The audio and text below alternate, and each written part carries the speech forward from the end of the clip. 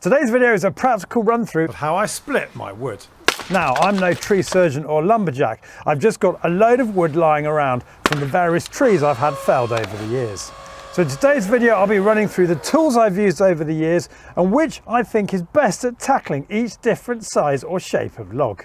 And because my chainsaw is also in the mix, I'll be throwing in a section about chain sharpening. It's easier than you think.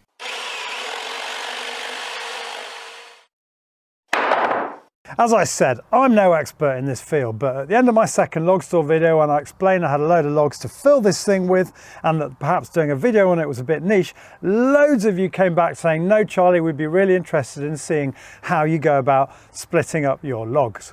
So that's why this video is here today. And as you can see, I've got lots of different shapes and sizes of logs around the garden, from these rings from the main tree trunks to hundreds of branches. And in the case of this big pile of branches here, I'm absolutely chuffed to find that this tarpaulin I bought a year ago has kept the logs bone dry so far this winter. Now, before you say anything, yes, this is conifer, one of the worst woods to burn because of that high sap content creosoting up your chimneys, but most of the wood out here has been in the garden weathering for about 5 years. So it's about as well weathered and sap free as I'm going to get it, and with careful heat management in the log burner you can reduce or minimise that creosoting effect in the chimney. So let's have a quick run through of today's tools.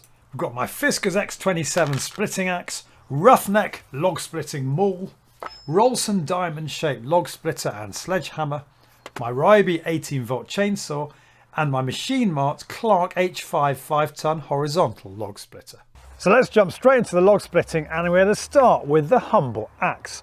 Now, as so often is the case, I borrowed this from my father-in-law many years ago, and this immediately got me off onto the wrong foot. What do I mean by that? Well, axes with their sharp, thin profile are designed to chop through fibres in the wood, or for example, through tree trunks. You've got that iconic V-shaped image that we all saw growing up on videos, films, cartoons, when trees are being felled.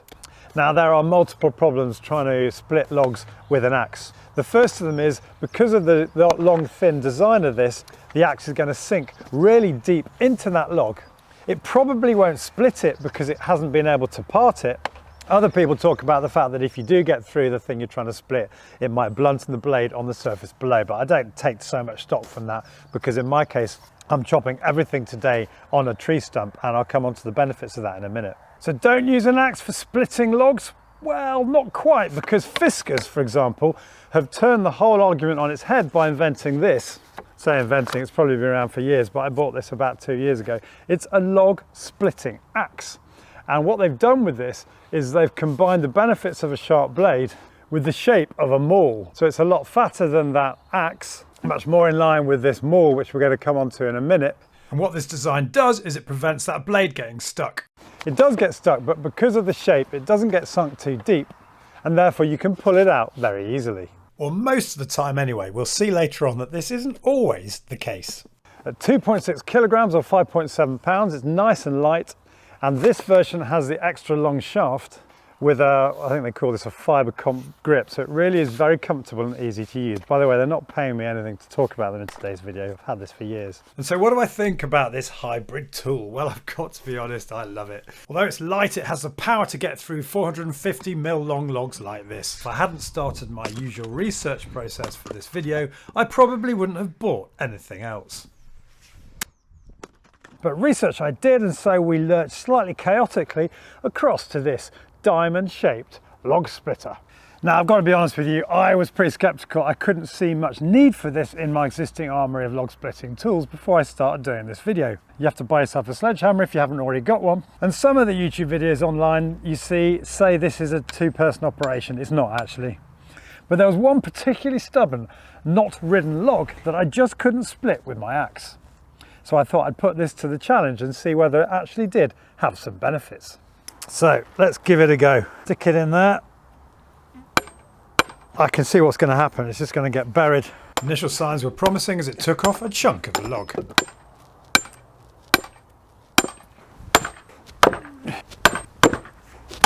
Tell you what, you're in trouble if this gets stuck. But I needn't have worried, because even when heavily embedded like here, you simply turn the log on its side and bash the wedge out with the sledgehammer.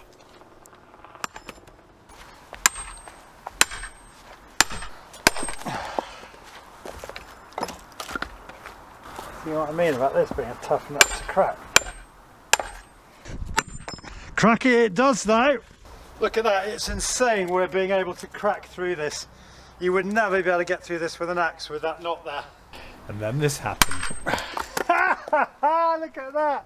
The log with all these knots basically spat out the wedge.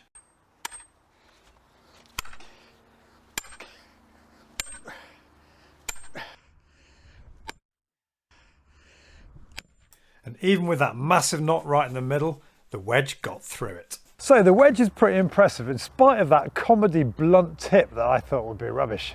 But before you run out and buy one, check out the next part of this video, which I think contains the star of the show, the log splitting maul. The maul combines the weight of a sledgehammer with a wedge, and with this on the back you can actually use a sledgehammer as if this was a wedge. So it's basically combining the wedge with a tool that you can swing by hand. Mauls tend to have a heavier head than the splitting axe, as you can see here. They also tend to have longer handles, although my Fiskars, being the XSL, is pretty similar in length. And the wedge-shaped design of the maul is even less likely to stick in a log than that of the Fiskars, and certainly a traditional axe. Now, crucially, mauls don't tend to have a sharp blade. And you hear a lot of people on the reviews complaining about this, saying they had to sharpen the blade of their maul when they got it. But the people who are complaining are actually missing the point of this tool, because mauls simply aren't meant to have a sharp blade. It's the weight and velocity of the blow that cuts the wood, not the sharpness of the blade. Sharp blades, as we've seen, are for axes when you're chopping down trees and cutting through the fibres. Fiskars have created an exception to this, obviously, with their sharp-bladed maul-shaped axe, but there's a downside to that blade being sharp, as you can see here where it gets properly stuck during this demo, requiring me to free it with a sledgehammer.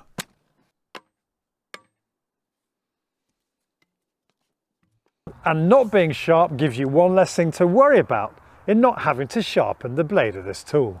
Now, this particular one from Roughneck that I bought on Amazon comes in a 6 and an 8 pound version. I went for the heavier 8 pound version on the basis that that extra weight would make it easier for me to split the wood. But you've got to remember, if you're using one of these all day, you could tire with this particular weight. And I bought a 6 pound version for my parents. Shocked when I saw how knackered their old maul was. And I had a go with it last weekend, splitting some logs for my dad.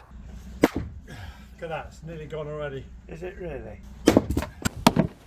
So whilst I love the precision that you get from that Fiskars with the sharp blade, I absolutely love the brutality and power you get from one of these mauls.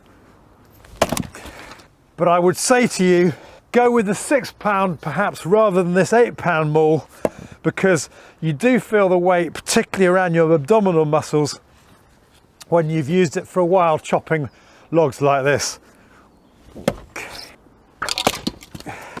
That'll be the glasses I should have put on. Okay, let's run through a few tips and tricks. Number one, place the log that you're going to chop onto a tree stump, a ring if you've got one lying around, or otherwise a hard surface. Because if you place your log onto a soft surface, it decreases the energy that you're delivering from your axe or maul into the log that you're trying to split. Two other things. Number one, obviously having a tree stump below, you're less likely to damage your axe or maul when it goes through the log you're splitting. And finally, by having it on a higher surface than where you're standing, you're less likely to swing through, hitting your feet. Gloves. I find wearing something like these are really useful because it increases the grip that you've got on the shaft of the axe or maul. And it's worth wearing a pair of safety specs. Look for splits in the log because it's going to be much easier to crack it exploiting one of these lines of weakness. This is particularly the case when you're splitting rings, and it's a good idea to start towards the edge where the wood is weakest.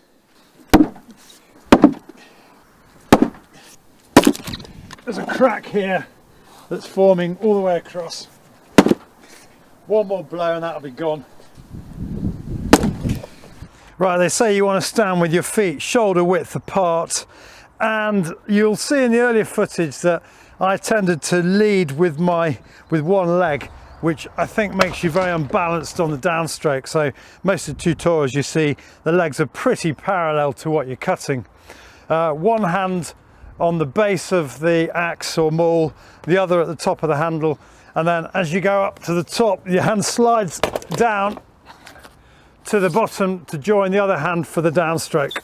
And finally, the point I made earlier on, don't be tempted like I was to go with a heavy 8-pound, well, unless you want to, maul, because what they say is velocity is more important than mass. So a 6-pound maul that you can deliver faster will generate greater splitting force. One little tip here, you see a couple of blows of the maul, I haven't done anything because I've got this knot right at the bottom. Have a quick look. Oh, it just doesn't want to know. So if I switch it over onto the other side and go in from there, I think that'll be a very different result. I think it's also a good idea to wear steel toe cap shoes. These have got expanding foam glue all over them. I got gifted these by Rona in the summer, and I've been since putting them through their paces fairly exhaustively. There's also a lightweight version. They're not paying me anything to talk about them today, but suffice to say, normally you tolerate steel toe cap safety shoes, but I pretty much live in these as trainers. Absolutely love them. Worth investing in a pair or something similar. Now, I wouldn't be doing my job doing a log splitting video if I didn't feature one of these. Clark Machine Mark gifted me this Clark H5 log buster several months ago. And you may have also seen my workshop tent, which featured heavily on my wardrobe build and which I promised my wife would be gone quite quickly, but it's now been up for 2.5 years. What can I say about this? Well, at 50 kilograms, it's a bit of a lump to maneuver around, and this cage was very fiddly to assemble. In spite of what you hear or fear, these things are incredibly safe to use. With its two-handed operation, there's no way you should be getting your hands into the danger zone. Just as well when you consider it's delivering 5,000 kilograms of splitting force. It's 2.2 kilowatts, so much to my disappointment, this 1 kilowatt EcoFlow battery bank, which I was gifted with just about every other creator under the sun recently, doesn't work, so it had to resort to an extension lead. I suppose the question you've got to ask is, do you really need a log splitter? Well, bottom line, it's just ease of use really. There's nothing this machine would split that I haven't been able to split using my log splitting maul. And actually there are limitations given there's only a 520mm travel on the blade. The cage which I've put on, I guess a lot of people will leave it off, but I'd be irresponsible doing a YouTube video without it. Limits you to logs with a 250mm diameter. And the other thing I've found is if you've got a log with a steep angle on it, it's going to slip on the mechanism. Although it shouldn't stop me splitting this one.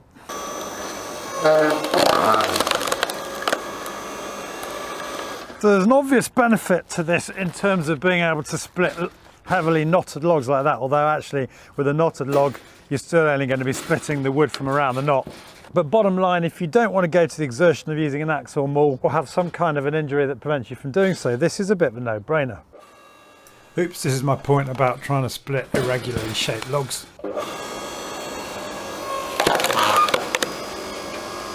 One of the downsides that people talk about is the sheer amount of time you have to wait for it to plunge each time.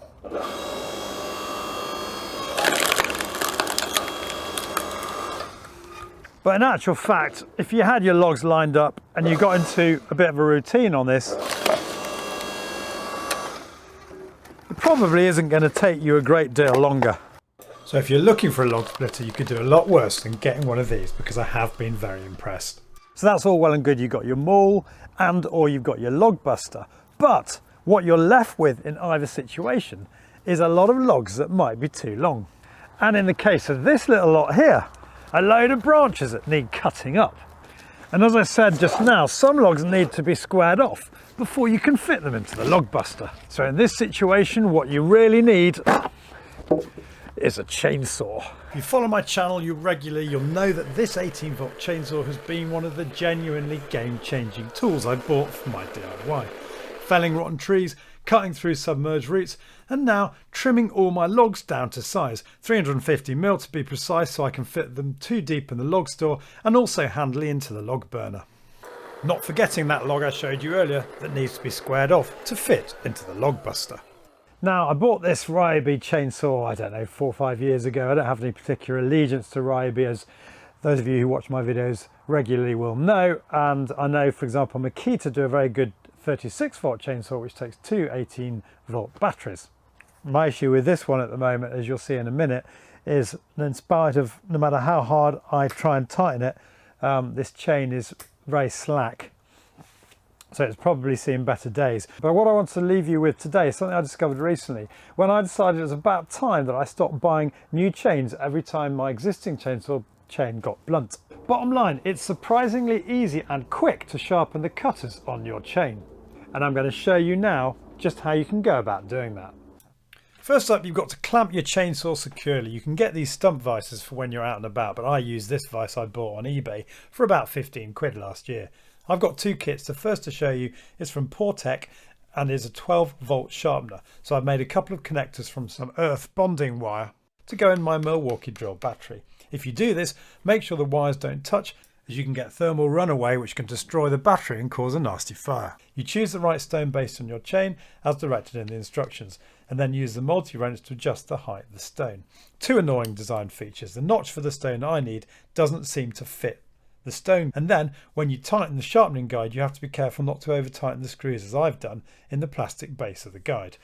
But anyway, from then on it's pretty straightforward. I mark the first cutter with a marker pen so I know where I started, and gradually work my way around the chain, which literally only takes a few minutes.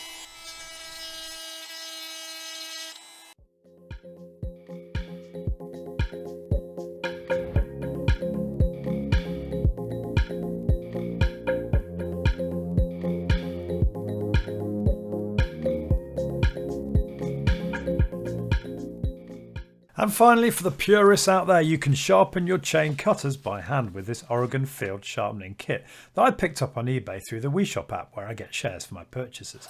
It's a similar concept in the sense that you get a guide groove to clip over the file to maintain the correct filing angle and height, although you only sharpen in one direction. And with this kit, you also get a depth gauge tool to check the height of the saw chain depth gauges, which they recommend you check every 4th sharpening, using the file provided to file the depth gauge down level with the slot, should that need to be done. You end up with a nice sharp chain that makes quick work even of this slightly wet timber. So that's it for today. I was hoping this was going to be a really simple, quick vid, but it's actually ended up being quite long, so thanks to all of you who've got to the end of it.